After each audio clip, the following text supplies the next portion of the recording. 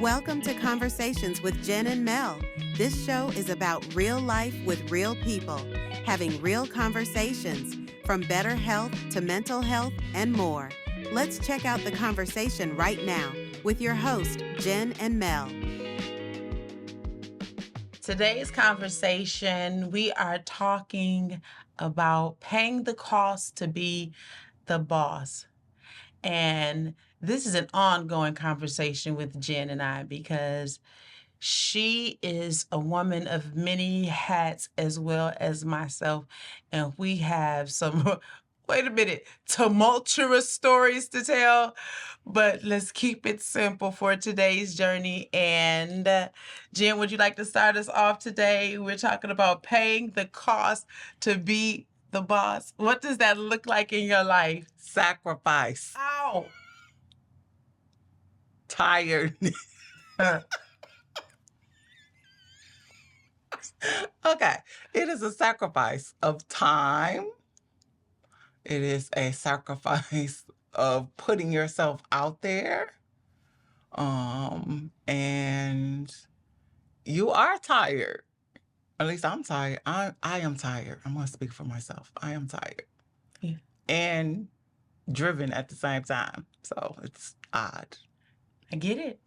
Yes. Yeah. My brain hurts. Well, your brain doesn't shut off. That's the problem. It doesn't Brain shut off. doesn't shut off. So whether you're in a wake state or a sleep state, you're always thinking. Yeah. Pretty much. Mm-hmm. Pretty much. Okay. So what is the biggest discovery what is the biggest discovery that you've made since being the boss about you running the show? Like, what does that look like? What did you learn about yourself being the boss, not being someone's employee, not being the wife, but being the boss? What did that look like? You always asking me what is the biggest thing you learned. I don't know. I don't know. As my husband would say, I'm extra. Like, I want to know the biggest, the most impactful thing. The most impactful thing. I guess it's that I can. Oh, I would say that I can. wow. I love it. Yes.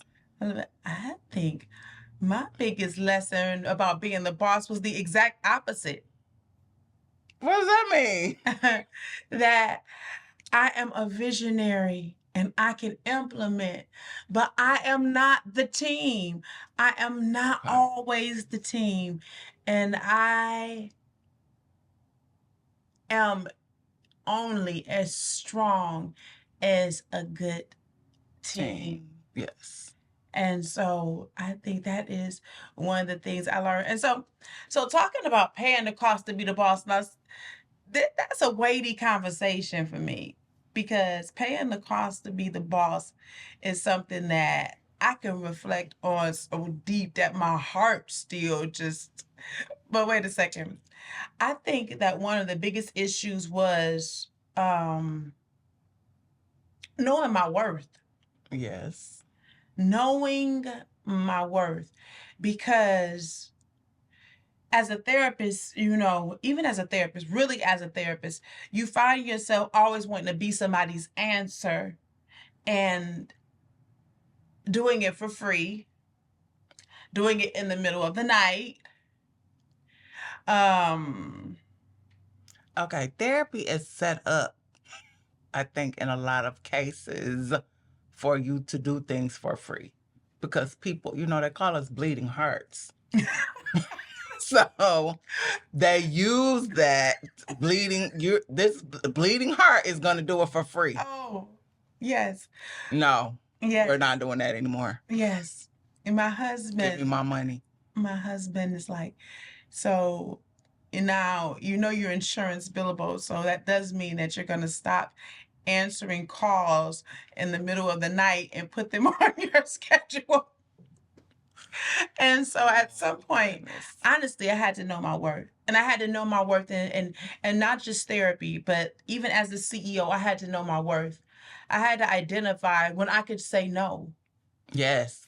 And it didn't matter who was asking, but professionally, when I could simply say, no, that's not for me. No, that won't be my decision. No, it didn't matter whose toes I had to step on. No, that's not a good idea for my entity. No, that's not a good idea or a good undertaking for us, and set some healthy boundaries. Okay, so the hardest thing I ever had to do was to fire a believer Oh. because Because. I had to say no. Okay. I literally had to say no. They came in the door wanting benefits that my team didn't have, that had been there for years, and they attached them all to religious things, to spiritual things. And having to continually say, no, you can't have every weekend off when my team wants to work. No, you can't have several weeks off in the summertime. No, you can't, you know, go on mission trips the second week you're here and you only been here for a week. And the hardest thing I had to do was to say no, and no, not because of my own beliefs, but I had to start saying no as the boss, considering the well-being of not myself, but the team at large. Yes. Because now I had to stop thinking about what would benefit one and what would benefit a few, but what would be a benefit to an entire team. Yes. And so learning how to do what was best for the team and not just a few individuals. I can see that being problematic. Yeah. It was something I never even anticipated that I was going to have to fire somebody for doing too much church. You did not fire. That's not the reason why you fired them. That was first the of all. reason. That was is the not the reason. reason. Yes. No. I had that to wasn't ask the them, reason. maybe you want to consider entrepreneurship because you walk in the door taking days off before you get any seniority. You might want to talk to God about, what you should be putting your hands to in this hour, because apparently it's not somebody else's clock. It's not somebody else's clock. apparently. It's entrepreneurship. You need to work on your own time, Yes. Yes. Yeah. That was a whole horrible experience. I can imagine. Yeah. So we never enjoy firing people. That is hard. Yeah. Even when it is very apparent that they're not a fit for this position. Mhm. Yeah. It's hard. Yeah. Yeah. I wish I would have got fired for some places. And they kept me. Oh, you were trying to get fired? I wish I would have got fired for some places. That could have been unemployment or something. They kept. Anyway. So, on a more serious note, I think one of the hardest lessons I learned about entrepreneurship also was balance. So many things can get off balance, and working to juggle and maintain balance. Because when we talk about balance, we're not talking about just balance in the workforce and managing work and just simply home, but managing work, home, self. Yeah. Self. And sure. So. And I have little people, so Wait a I minute. have to manage them as well. So herself, it consists of 3 additional selves at least. So, yeah. There's 5 additional selves that I have to. Additional selves. Yes. Yeah. I have to manage. So, yes, there's a lot of managing going on. There's a lot of it. So I'm an empty nester, you all, but the managing the role of self is because I find myself some days, literally, especially when I'm building a new entity, I find myself at the computer thrown into work and on the road thrown into work, sometimes 12, 14, 16 hours for consecutive days. And so I find myself falling into a habit where I'm consumed with work and my life is existing around me.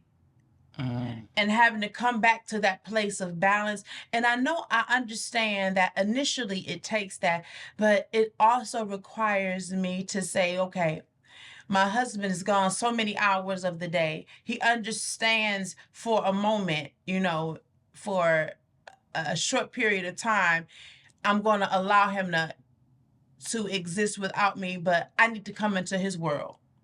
He's been gone from me all day.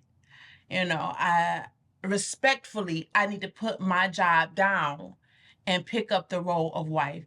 And it's not something that he demands because he understands my schedule, but it's something that I demand of me because there is no time where I want him to think that there's anything that I'm putting before him, say my relationship with Christ, that these other priorities in my life do not come before him. So just maintaining that balance because I never want him to ever feel neglected by what I do. I get told to put the phone down often. Yeah. Turn it off. Yeah. Put it away. Yeah. Yes. Me too. Me too. Me too. And it's kind of like a battle between the two of us because he'll pick up his phone, and when he puts it down, I'll put mine down. A racer who can put the phone down the quickest. Who's putting the phone down? He was putting the phone down the quickest because at his job, he's the boss. He's not the owner, but he's the boss. And even when we're on vacation, he's still the boss. Okay, that's when I'm on vacation. Don't bother me. I'm on vacation. Yeah. Yeah. And so up until recently, yeah, we go on vacation and they still be contacting him. So there's so many things that Oh, I gotta sneeze. bless me. Bless. And you okay? Yes. I was trying to figure out if I could hold it. I could not. So what is another lesson that I had to learn about being the boss? Audience, what was some of the most valuable lessons you learned about being the boss? And I think I said it before that learning about me as a leader that I'm only as strong as my team. But wait a minute, learning how to trust your team. Okay, that has always been my philosophy. Unfortunately, contrary to some of the other places that I have worked. Build a strong team. Trust your team. Do the things that you hired them to do. Yes. Don't try to be the smartest person in the room. Yes. To me, that's so dumb. But listen. I think that that I have been so graced that when I allow God to build the team, it looks completely different. When I start building the team, I end up with some ridiculousness. But when I allow God to build the team, it runs like a well-oiled machine. And so simply knowing the difference. And even as I grow, I remember having a store in the mall in Muskegon. And I remember a young lady offering to work for me. And I remember needing someone because I had my hands full with, the mental health piece. And I remember actually stopping to pray about it. After I told the person to come in for an interview and recognizing that no matter how much I needed this person, I saw no light in them. Mm. And that whatever they were coming to do, it was not supposed to be with me. Okay. It was not supposed to be with me. And so they kept needing a way out. And finally, I just gave them one before they started. They just kept needing a way. It was almost as if they could not even walk in the store. Wow. Like they couldn't even come into the store in order to have it was always necessary for me to stop any kind of. And so just understanding that, allowing God to build your team. And it doesn't matter how qualified or what someone else's resume look like. Before you let someone put their hands to your stuff, understand that it's God's first. And, and I'm a believer. I am a believer. And the more I'm in business, I believe the more. Because I'm learning that things operate so much more smoothly when I put God at the helm instead of my agenda. Mm-hmm. And so when I consult him and when I quote unquote acknowledge him in all of my ways, he actually has the nerve to direct my path. He actually has enough nerve to do what he said he was going to do. So one of my biggest things and lessons that I'm learning in business is ask God, because we don't know what he does. And talking to God is like talking to the answer. And there is an answer, but don't be so hasty in making these quick moves. Mm-hmm. And so wait a minute. Not only was that had to have been the most costly lesson. Moving too fast. Moving too doggone fast. Making stuff happen just because. I just had a flashback. I'm sorry.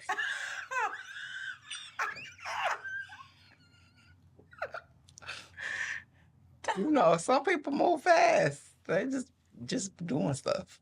Just be doing stuff. Doing stuff. Listen. Maybe I move too slow. Maybe that's the part. Yeah. Yeah, I get it. I get that too. Wait a minute. It's times in my life. No, I'm so serious. Like, especially in the season you are.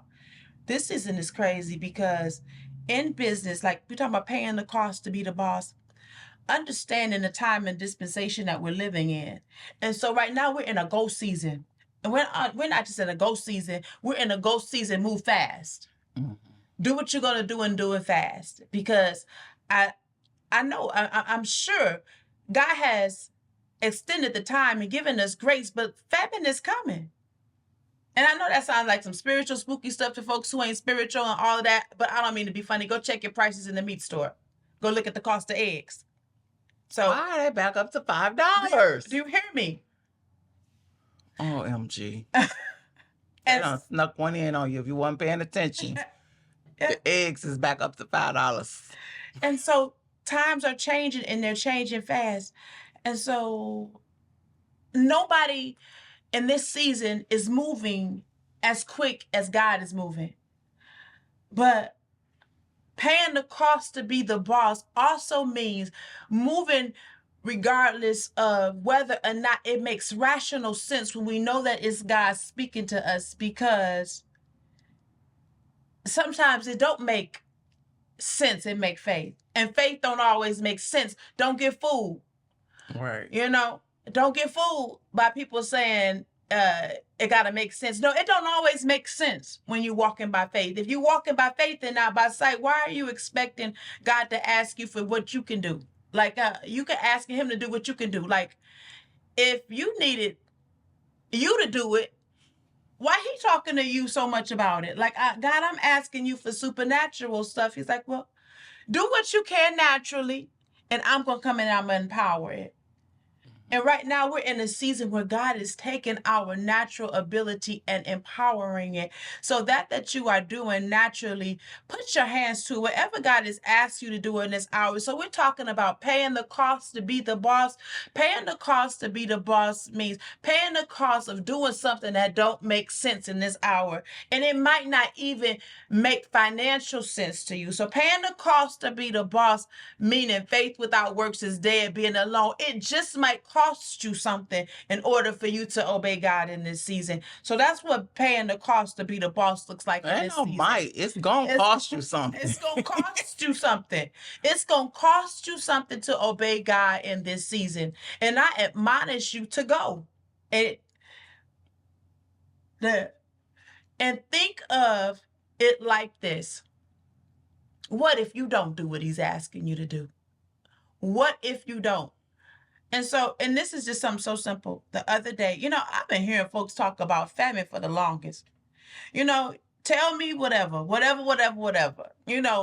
I'm a little stiff neck. I might do a little something and go on about my business. But when God he said to me, it's better that you prepare now, except you be unprepared when the time and the need arises and you don't have what it takes to survive and what you need to survive. And he said it to me in a riddle. And basically it was like, it's now or it'll be too late. And what I'm saying to you is just imagine your life if you don't do. Are you okay? Will you be okay with having what you have and doing what you're doing? And eggs $5 now? What when there are no eggs? What when there's a shortage? What when you don't have everything that you should have had? What when your family, when you were supposed to be, okay, now I'm talking to spiritual folks, now I've shifted back into something else, but what when you were called to be Joseph and you starving? What if you were called to build like Solomon now, and in the time of need, when your family comes knocking on your door, you don't have it?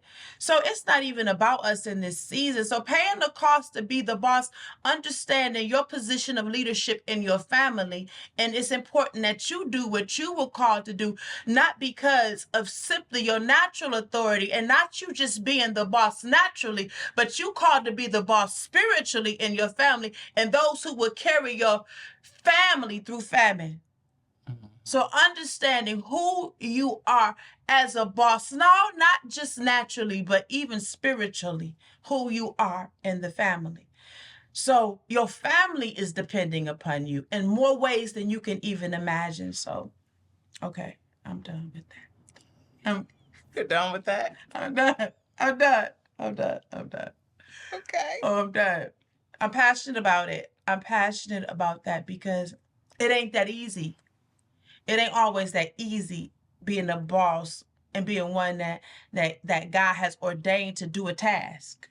Yes. It's stupid sometimes. It is ridiculous sometimes. It makes absolutely no sense. But it is us walking by faith and not by sight.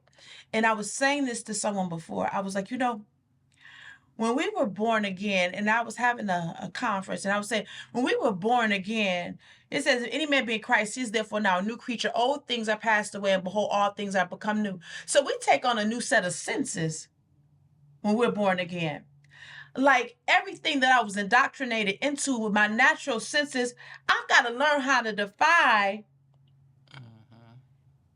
my natural sense, what my logical mind, my rational mind often says, and say, okay, now God, renew me in that mind. Make it make sense to me when my practical mind say this is ridiculous. Make it make sense to me when it don't make dollars and cents. Make it make sense to me when it initially don't add up. When 2 and 2 don't equal 4, and if you multiply it, it's not even the same. So, yeah. Yeah. So I've been in that season, y'all. I've been in that season where paying the cost to be the boss. Listen. And then you find yourself in that season where it all adds up and then it becomes explosive, and this eyes haven't seen and ears haven't heard. But on the way to that, It's work with a little suffering. oh, PTSD. Listen. A new opportunity came my way and I avoided the phone twice. The person called me twice. I got PTSD from the last even. Listen, I got from the last venture. Listen, I'm doing therapy now. I'm calling my therapist when we're done. I know it's late, but I'm calling my therapist when we're done about this last project. But seriously, some of this stuff. It's So how do you take care of yourself? What's your self-care routine? Child, you tell me about it. Mine is probably my wind down right before I go to bed. That Tell me more. listen, I'm engaged in this to teach me it's something. not that exciting, but Because I'm about ready to just fall out at bedtime at this. sometimes that does happen where I just pass out. I can't do it. But typically, before I go to bed, I have 3 games that are on my phone, and I play my games in order before I go to bed. Okay, and your self-care looks like? Because it helps me to wind my mind down. I have to shut my mind off so I can go to sleep. Otherwise, I'll be up all night thinking. What I got to do? What didn't I do? What's next to do? Wow. Self-care. I have struggled. I have preached self-care to so many clients. And I can just be so transparent right here that self-care probably looks like me collapsing and spending days in bed. Sometimes that's what it looks like. After I have just worked and said, you know what, I need to care for myself. And after days of working, just tapping out. There was a time, it's been a couple years since I've been able to do it, but I used to schedule do nothing days. Yes. I didn't do anything. And so I need more do nothing days. What about you? You all need more do nothing days? So right now we're talking about self-care. And so I admonish you all, find some balance and some time for yourself, because I'm still learning what that looks like. And while I have told literally thousands of people I've spoken to about self-care, I used to do wellness coaching as well as therapy. I'm still working on it.